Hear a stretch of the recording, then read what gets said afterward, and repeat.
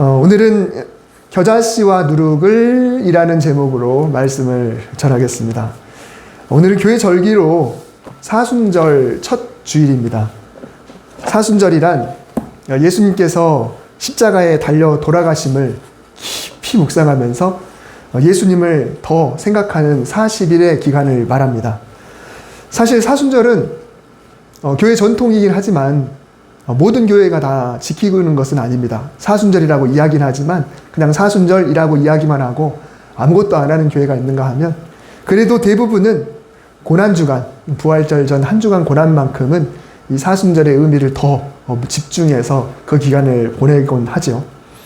이 사순절 기간 동안에 특별히 새벽 기도회도 하기도 하고 저녁 기도회도 하기도 하고 또 금요일에 금식하기도 하고 사순절 기간 하루 한 끼 금식한 것을 헌금으로 해서 이렇게 NGO 이런 데 보내기도 하고 이런 일들을 교회들이 하면서 금식, 절제, 경건, 이 생활을 통해 주님의 그 고난에 동참하는 기간들을 이 사순절에 갖죠. 40일은 예수님께서 공생애를 시작하기 전에 40일간 광야에서 금식하면서 하나님의 뜻을 구하고 그리고 이제 하나님의 사역을 감당하기 전에 먼저 자신을 내려놓고 하나님 앞에 마음을 드리는 그런 절제의 기간을 보낸 것, 이것을 기리면서 40일을 정한 겁니다. 우리 성도들은 이 40일 동안에 본을 보이셨던 예수님께서 우리를 위해 십자가에서 그 구원의 그 길을 위해서 보이신 희생 그리고 사랑, 이것을 생각하면서 좀 더 경건하게 이 부활절 될 때까지 우리 마음적으로도 그렇고 우리 행동도 그렇고 그렇게 보내는 사순절 기간이 되었으면 좋겠습니다. 부활절 전부터 거슬러 올라가서 주일을 빼고 나머지 40일을 세는 거예요.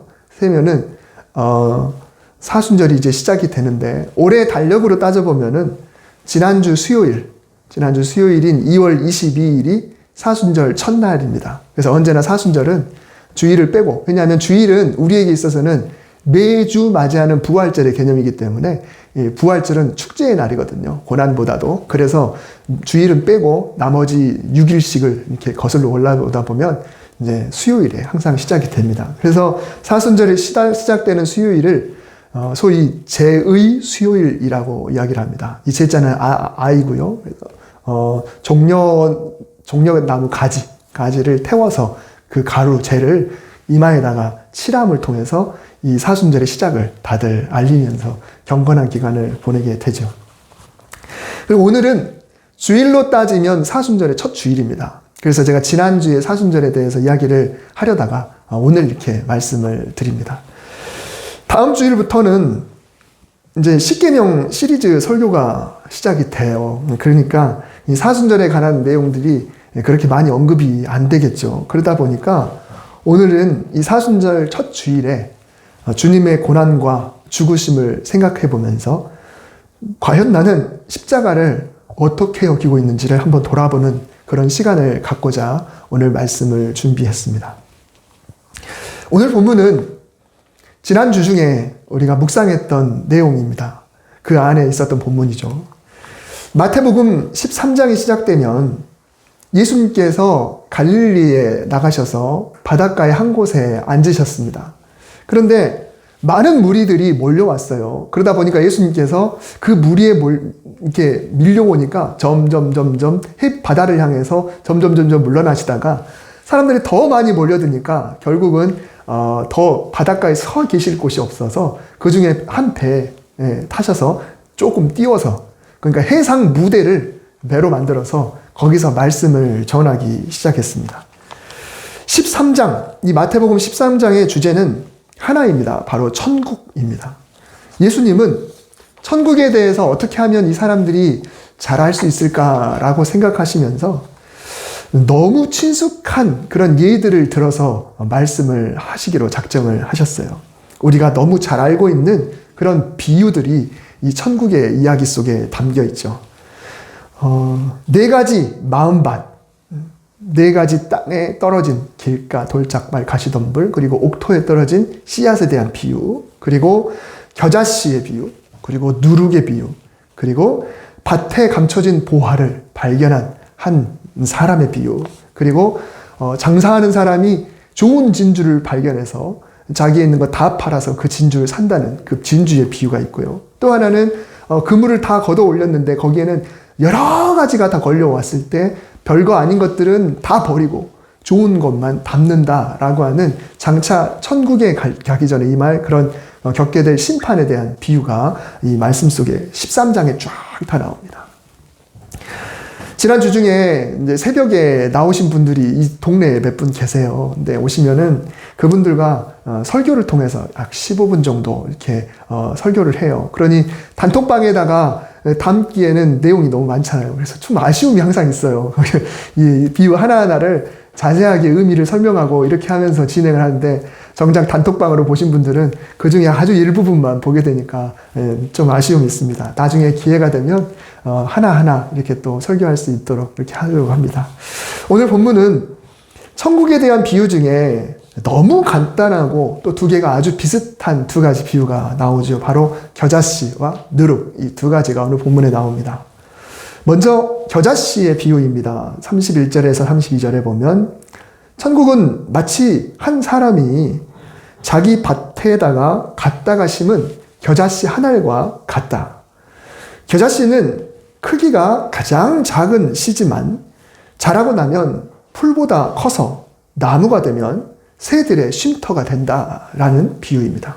이 말씀을 말 그대로 해석해 보자면, 천국은 아주 작은 씨앗것처럼 보잘것없어 보이지만 결국은 왕성하게 자라서, 이 천국은 복음, 이 복음이라고 하는 게 별거 아닌 것처럼 보이지만 왕성하게 자라서 결국은 새들이 다 깃들 정도로 그렇게 풍성해진다라고 하는 의미고, 다음으로 누룩의 비유죠.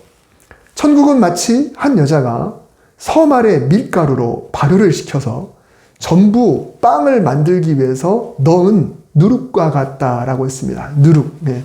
눈에 보이지 않는, 정말 별거 아닌 것 같은데 그 가루를 반죽해서 그 누룩을 섞어 놓으면 그게 엄청나게 부풀어 올라서 많은 사람들이 먹는 그런 빵이 된다라고 하는 거죠.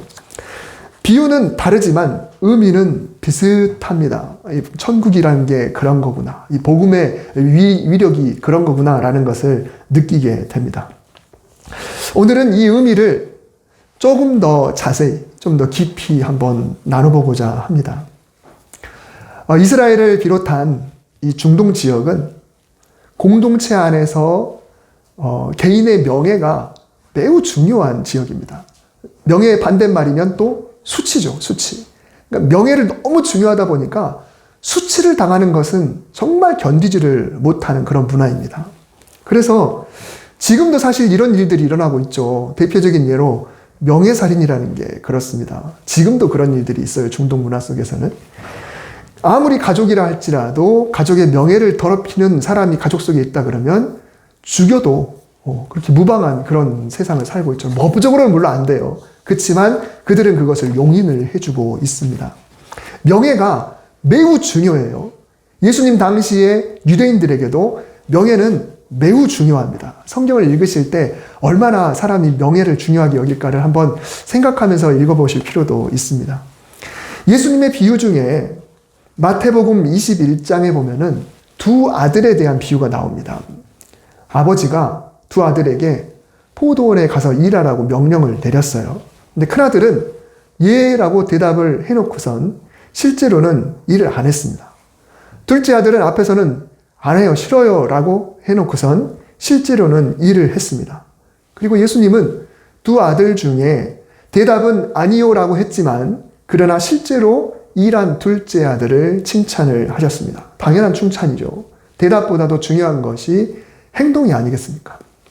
하지만 당시 이 비유를 듣고 있는 이들은 예수님의 결론이 물론 중요하긴 하지만 그 비유 자체를 들을 때는 뭔가 좀 이상할 수가 있습니다. 왜냐하면 당시 문화 속에서는 이 한 가정의 가장인 아버지의 명예는 정말 존중되어야 될 최고의 가치입니다. 이 가장의 명예. 그런데 사람들이 보는 앞에서 아버지가 명령했을 때 아니오라고 하는 것은 당시 문화 속에서 있을 수가 없는 일이거든요. 더군다나 만일 이 명령을 종들이 보는 앞에서 아들이 아니오라고 했다. 그러면 이것은 정말 이 아버지의 명예가, 가장의 명예가, 가정을 다스리는 그 아버지의 명예가 완전히 실추되는 그런 일이에요. 그러니까 우리는 그냥 그럴 수도 있지만 유대인들은 명예를 너무너무 중요하게 여기기 때문에 어느 분야에 있어서 전문가의 소리를 들어야지 자기가 하고 있는 일에 있어서 남들에게 손가락질 당하는 것은 그들은 못 견디는 만큼 중요한 그런 이 문제라는 거예요. 그래서 나중에 이 일을 했느냐 안 했느냐 이것도 너무 중요하지만 그에 못지않게 중요한 게 뭐냐면 아버지 앞에서 예라고 대답하는 사람, 적어도 아버지의 명예를 많은 사람 앞에서 더럽히지 않을 사람도 중요한 거예요. 그러니 예수님께서 둘째 아들의 행동을 칭찬한 것은 결론적으로는 잘한 일이지만 당시 문화만을 놓고 볼 때는 이 둘째 아들이 좀 아버지의 명예를 고려해주지 않은 그런 모습이 되는 것이죠. 예수님의 가르침은 언제나 굳어있는 전통과 폐해, 그리고 율법을 왜곡해서 보는 그런 사람들에 대해서 맞서는 그런 가르침들이 굉장히 많이 있었습니다. 그러니 이 두 아들에 대한 비유의 가르침도 사람들이 들을 때는 큰아들이 잘했고 많은 사람 보는 앞에서 명예를 살렸으니까 뒤에 일하고 안 하고는 보여지는 문제가 아니에요. 남들 보는 앞에서 말한 문제가 중요해요. 그러나 예수님은 아버지의 마음을 헤아리는 둘째 아들을 칭찬하면서 정작 하나님의 뜻과는 상관없이 보여지는 것만 중요하게 여기는 이들, 남들 앞에 드러내기 좋아하고 말로만 경건을 외치고 드러내려고 일부러 크게 기도하고 정작 하나님의 뜻대로 사랑하지도 않고 실천하지도 않고 말씀대로 행하지도 않는 그런 사람들을 신랄하게 비난하시고자 이 두 아들의 비유를 말씀하셨던 거예요. 그냥 단순히 아니오라고 하느니 하는 게 중요하다 이것이 아니고 문화를 파격적으로 그냥 엎으면서 예수님은 하나님의 뜻을 헤아리는 백성이 되라 라는 의미로 비유를 말씀하셨던 거죠. 본문 앞에 오늘 본문 13장 읽은 그 본문 바로 앞에는 또 다른 비유가 나오는데 곡식과 가라지라는 비유가 나옵니다. 곡식을 주인이 심었는데 한밤중에 좀 사이가 좋지 않은 사람들이 와서 가라지, 잡초 씨앗을 그냥 잔뜩 뿌리고 가버렸어요.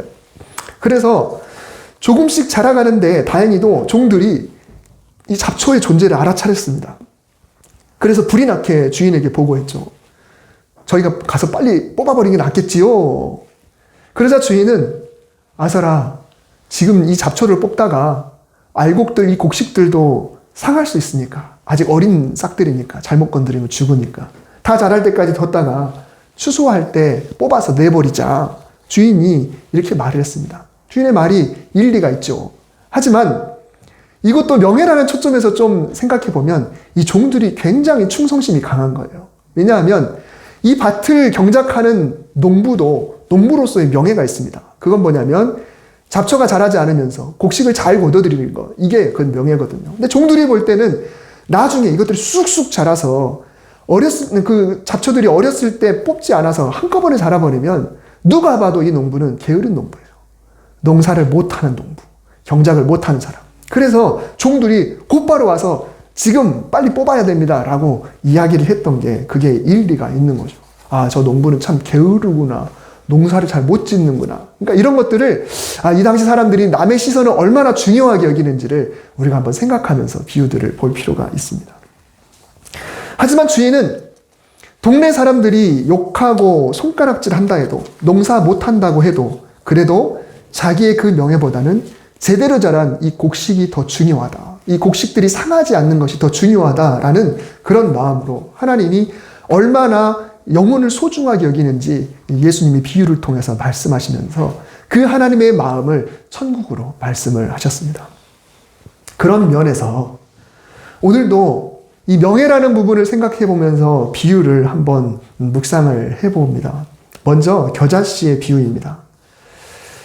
이스라엘 땅, 특히 갈릴리 지역, 저도 갈릴리 지역을 가봤고 또 이렇게 많이 걸어봤는데 저는 이른 비가 시작될 때 갔거든요. 그렇죠. 근데 사실 이스라엘 땅은 늦은 비가 내릴 때 그때도 한번 가봐야 된다고 그러더라고요. 풍경이 전혀 다르니까. 이 갈릴리 지역에 3월이나 혹은 4월 이때는 온 산지에 그리고 평지가 노란색으로 물들입니다. 노란 물로. 그게 뭐냐면 이런 건데요. 이스라엘 땅, 척박한 땅, 뭐 아무것도 없는 땅인 것 같은데 갈릴리 지역은 특히 이래요. 그래서 이게 뭐냐면 바로 겨자입니다. 겨자. 우리가 먹는 그런 막 상추님 같이 생긴 무슨 겨자 이런 거하고는 그런 거 아니에요. 이런 건데 이 겨자들이 이쪽에 그냥 쫙 깔려요. 어떤 걸 생각해 보시면 되냐면 제주도에 혹시 가보셨는지 모르겠는데 유채밭. 근데 유채들보다 좀 더 높은 유채밭. 그렇게 생각해 보시면 됩니다. 이 갈릴리 지역은 제주도하고 좀 비슷해요. 화산 지역이어가지고 그래서 현무암들이 사방에 깔려 있습니다. 검은 돌이 좀 빵꾸나 있는 사방에 깔려 있어요. 그리고 낮고 구릉지대가 낮고 그래서 그리고 이런 장면들이 참 제주도하고 좀 비슷한 그런 느낌이 있어요. 이 겨자는 나무라기보다는 키가 큰 들풀입니다. 근데 다행히 이게 뭔가 열려서 사람들이 그걸 먹는 거죠. 물론 우리말로 겨자라고 번역된 이 식물이 사실은 이 우리나라 말 겨자니까 헷갈릴 수가 있겠지만 다릅니다. 근데 이 갈릴리를 주무대로 삼으셨을 때 예수님이 말씀하실 때 이 사람들은 그냥 이거를 연상하게 되는 거죠. 성지순례 때 경치가 이건 제가 찍은 건 아니지만 이런 식이었습니다. 한번 비교해 보자면 너무 다르죠. 이 지금 앞에 보이는 갈색들 이런 것들이 죄다 나중에 봄이 되면 이렇게 변해요. 노랗게 변하게 됩니다. 11월의 갈릴리 이런 모습인데 늦은 비의 계절은 노랗게. 이스라엘은 시골에서 사람들이 오늘날 정착을 해가지고 이제 공동체를 형성을 해서 개간을 합니다. 그거 뭐 들어보시는지 모르겠지만 키부츠라고 해요. 그 공동체를 키부츠라고 하는데 이들은 척박한 땅을 이렇게 수로를 만들어가지고 물을 대고 그리고 개간하고 계속해서 바꿔서 그 척박한 땅이 옥토가 되도록 이렇게 노력을 해가지고 오늘날 이스라엘 땅에는 경작할 땅이 굉장히 많이 있죠. 근데 그래도 좋은 땅이 부족하기 때문에 좋은 땅은 주로 올리브나무, 포도, 그리고 종려나무, 그리고 보니까 바나나를 하우스로 이렇게 경작을 하는 그런 것도 봤거든요. 그러니까 이런 것들, 좋은 땅은 반드시 이런 것들만 심습니다. 땅이 아까우니까, 땅이 없으니까. 그럴 거예요.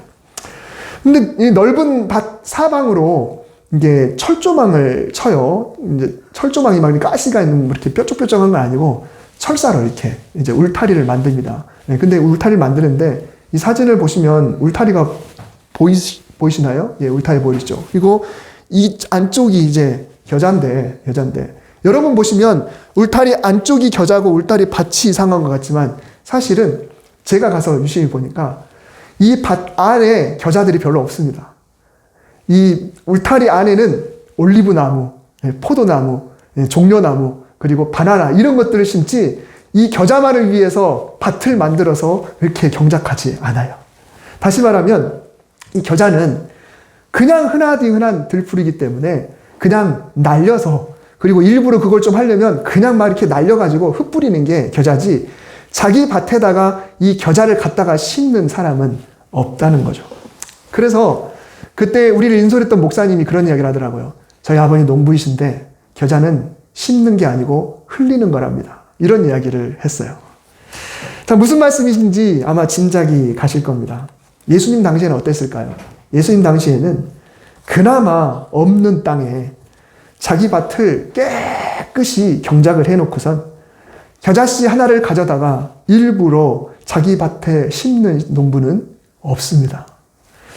만일 그랬다면 이 사람은 전문가가 아니에요. 말 그대로 꾼이 아닙니다. 농사꾼이 아니에요. 여러분 꾼이라는 말이 전문가잖아요. 그렇죠? 그래서 농사를 잘못하는 사람으로 웃음거리가 되고 손가락질을 당하고 명예가 실추되는 것입니다. 이 겨자 한 컷이 더 있어서 보여드리는데 아주 작죠? 근데 나중에 자라면 높이 자라면 키가 2m가 넘기도 해요. 그냥 이렇게 기둥이 두꺼운 이런 나무는 아니지만 그러나 새들이 와서 거기에 깃들에 앉을 만한 그런 나무는 된다라는 이야기입니다. 일부러 심어서 다른 겨자들은 뭐 매우 작은 씨앗, 뭐 이거 자라봐야 뭐 이렇게 그냥 막 엄청난 나름들이가 돼서 많은 열매를 맺게 하는 그런 곳이 아닌데 그럼에도 불구하고 이 농부가 겨자씨 하나를 갖다가 자기 밭에 심었다. 그게 천국이다라고 하는 것은 참 신기하죠. 누룩의 비유도 마찬가지입니다. 제가 어느 책을 보니까 그 고대 그 시대에 이 누룩은 오늘날보다 이 발효의 능력이 훨씬 떨어진다고 합니다. 그래서 율법책 외에도 유대인들이 매우 중요하게 읽는 책들이 있어요. 어떤 율법을 어떻게 준수할 것인가 그런 규정들이 계속 붙고 율법을 해석하고 지혜로운 그런 책들을 계속 만드는 그런 것들이 있어서 우리가 알고 있는 탈무드라든가 또 미시나, 미드라시 뭐 이런 책들이 그들에게는 율법만큼은 아니지만 그래도 매우 중요하게 여겨지는데 이 미시나에 이런 글이 있다고 합니다. 여리고에서 예루살렘까지 왕복하면 누룩이 발효된다. 여리고에서 예루살렘까지의 왕복 거리는 70km 정도가 됩니다. 거리로 따지면 70km면 멀기도 하지만 또 아주 멀지도 않은 그런 거리예요. 근데 더 힘든 것은 여리고가 해수면보다 더 낮습니다. 여러분 보시기 왼쪽 위에 보면 0m라고 되어 있는 게 그게 해수면이죠. 늘 해발, 바다에서 출발해서 몇 메타 이렇게 우리는 이야기하잖아요. 해발 1900m, 바다에서 출발해서 몇 메타 높이 이렇게 이야기하는데 이 이스라엘 땅의 오른쪽 지역, 예루살렘에서 넘어가서 밑으로 쭉 내려가면 지난번에 말씀드렸던 요단강을 비롯해서 사해라든가 이런 지역은 바다보다 해수면보다 훨씬 더 낮아요. 그러니까 여리고는 마이너스 250m 정도 되는 위치에 있는 그런 마을이거든요. 근데 거기서 예루살렘은 고도가 754m가 된다고 해요. 그러니 거기서부터 거기까지 있는데 높이만 1000m인데 1000m 되는 산 한라산을 생각해 보면 뭐 당연히 갔다 와도 되겠네 이렇게 생각할 수도 있지만 제가 지난번에 보여드렸던 사진 다윗이 도피하던 그 길이 여리고와 예루살렘 사이에서 길이에요. 제가 그 길을 걸었잖아요. 진짜 그 길을 걸었잖아요. 근데 그런 길로 밑에서부터 올라갔다가 다시 내려온다. 이렇게 해서 이 여리고에서 예루살렘까지 가려면 좋기 3일 이상은 걸린다라고 하는 거죠. 왕복하려면. 그러니까 엄청난 시간 동안 이 누룩이 발효된다는 겁니다. 근데 밀가루가 서말이라고 했습니다. 밀가루 서말. 한글 번역에 서말이라고 했는데 1.8리터 콜라 30개 분량이 서말이 됩니다. 한 말이 18리터. 1.8리터 콜라가 10개가 되면 18리터, 30개가 되면 1.8리터가 되는 거예요. 어마어마한 양의 밀가루입니다. 밀가루가. 근데 우리나라 말로는 서말로 번역을 했지만 실제 이 원문상으로 따져보면 약 1.8리터 콜라 13개 정도, 그러니까 약 23리터 정도 되는 그런 분량의 밀가루입니다. 근데 이 밀가루 서말로 한 번에 빵을 만들려고 누룩을 집어넣는 여인이 과연 있겠느냐라고 하는 겁니다. 그 발효되지 않는 그 누룩 거기다 집어넣어가지고 이 어마어마하게 많은 양의 밀가루를 한꺼번에 빵으로 만드는 그런 여인이 과연 있겠냐라고 하는 거예요. 그러면 만약에 그렇게 요리하는 그런 여인네가 있다고 한다면 주변 사람들로부터, 아니 가족에게조차도 엄마는 요리를 왜 못해? 살림을 정말 못하는 여인이야 라고 하는 살림꾼이 되지 못하는 그런 상황이다라고 하는 것이죠. 오늘 말씀의 제목을 겨자씨와 누룩이라고 하지 않고 겨자씨와 누룩을이라고 물음표를 붙였습니다. 이 비유를 듣고 있는 사람들은 이 비유를 그렇게 듣는 거예요. 아니, 어떤 무식한 사람이 겨자씨 하나를 가져다가 그 자기 밭에다가 일부러 심는 그런 농부가 어디 있어? 어떤 여인네가 무식하게 그 어마어마한 밀가루에다가 누룩을 집어넣어가지고 빵 만들겠다고 그렇게 난리를 치는 그런 여인네가 어딨어? 라고 하면서 예수님의 비유를 듣는 거예요. 그러니까 우리는 그냥 그런가 보다 라고 할 수 있지만 당시 문화 속에서는 그렇다고 하는 것입니다. 예수님은 하필이면 너무 낮은 곳에, 그리고 너무 하찮은 곳에, 그리고 너무 나약한 모습으로 이 땅에 오셨습니다. 이왕이면 왕가에서 좀 금수저로 혹은 최고의 권력자의 그런 가정에서 태어나셨으면 얼마나 좋았을까요? 그리고 예수님은 비난과 조롱, 그리고 모함과 배신, 고통과 눈물과 찢기심, 그리고 심지어 죽으심, 이것을 통해 구원을 이루셨습니다. 이왕 구원하실 것, 이스라엘 백성들이 기대했던 것처럼 다윗처럼 엄청난 파워를 가지고 강력한 군사력과 통치력으로 정말 그렇게 구원하는 그런 모습으로 오셨으면 참 좋을 텐데, 차원이 다른 리더십으로, 차원이 다른 그런 능력과 기적으로 그렇게 이스라엘 백성들을 구원하셨다고 한다면 얼마나 좋았을까요? 만일 예수님이 명예를 생각하는 분이시라고 한다면 아마 후자의 방법들을 따르셨을 겁니다. 금수저로 오셔서 초자연적인 능력으로 아주 단번에 많은 사람들을 싹 끌어모으면서 내가 너를 구원하겠다라고 이렇게 오셨을 거예요. 하지만 예수님은 당신의 명예는 명예 따위라고 말할 정도로 전혀 관심이 없으셨습니다. 보잘것 없어 보이는 겨자씨 한 알처럼 전혀 효과가 없어 보이는 그런 누룩처럼 미련하다. 어떻게 그럴 수 있냐. 그런 사람이 어딨냐라고 하는 그런 비난, 그런 손가락질을 예수님이 선택을 하셨습니다. 그래서 십자가 밑에 예수님 달려 계신 십자가 밑에서 군사들이 조롱을 했잖아요.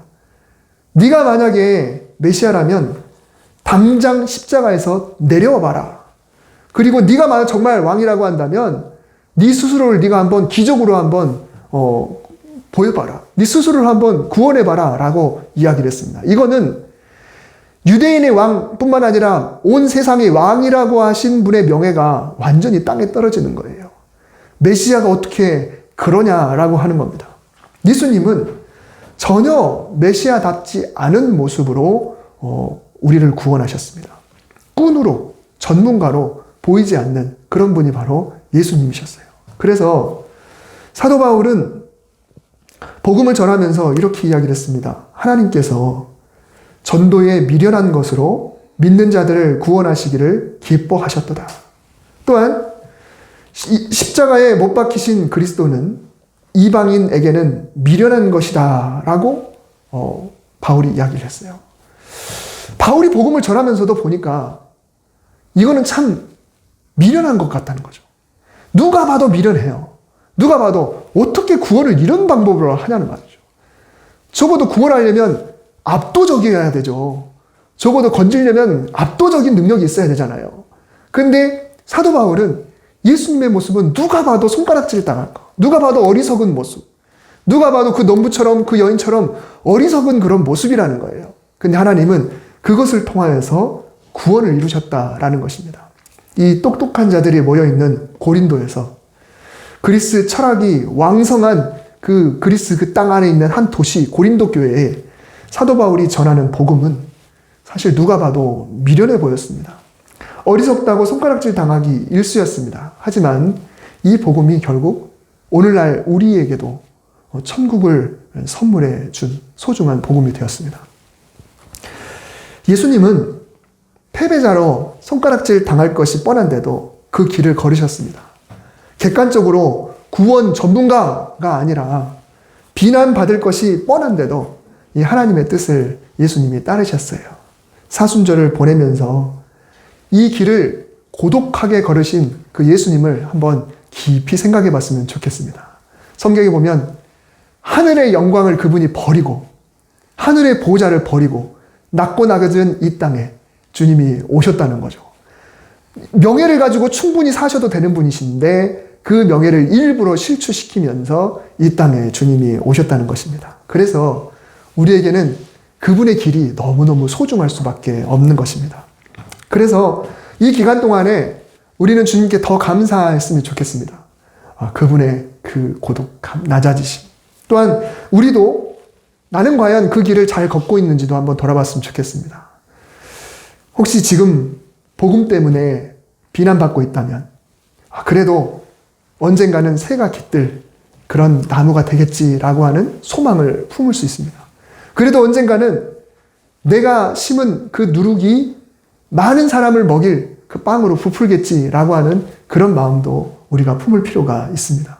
복음의 길은 조롱과 핍박과 비난의 길입니다. 하지만 하나님은 반드시 그 길을 기쁨과 행복과 찬양의 길로 바꿔주실 줄 믿습니다. 이 사순절에 주님과 동행하는 복된 성도 여러분 되시기를 주님의 이름으로 축복합니다. 기도하겠습니다. 예수님의 희생과 사랑과 그 행하신 길들이 얼마나 고귀한 길인지를 오늘 말씀을 통해 다시 한번 생각해 봅니다. 주님이 명예를 마다하고 바보스럽게 보이는 그런 방법으로 손가락질 당하면서까지 얼마나 그 일을 그만두고 싶은 마음 굴뚝같이 있었을 텐데 주님 그런 모습을 다 내려놓으시고 끝까지 참으시고 십자가에서 돌아가심을 통해 우리에게 구원을 선사하셨습니다. 주님 너무 감사합니다. 우리도 그 길을 걸어갑니다. 하나님, 이 복음의 길, 성도의 길이 힘든 길이라 할지라도 주님께서 함께 하심을 믿습니다. 더 풍성하게 채워지는 놀라운 천국이 우리에게 있는 줄 믿사오니 주님 천국을 소망하며 이 사순절을 잘 보낼 수 있도록 인도하여 주시옵소서. 예수님의 이름으로 기도드립니다. 아멘.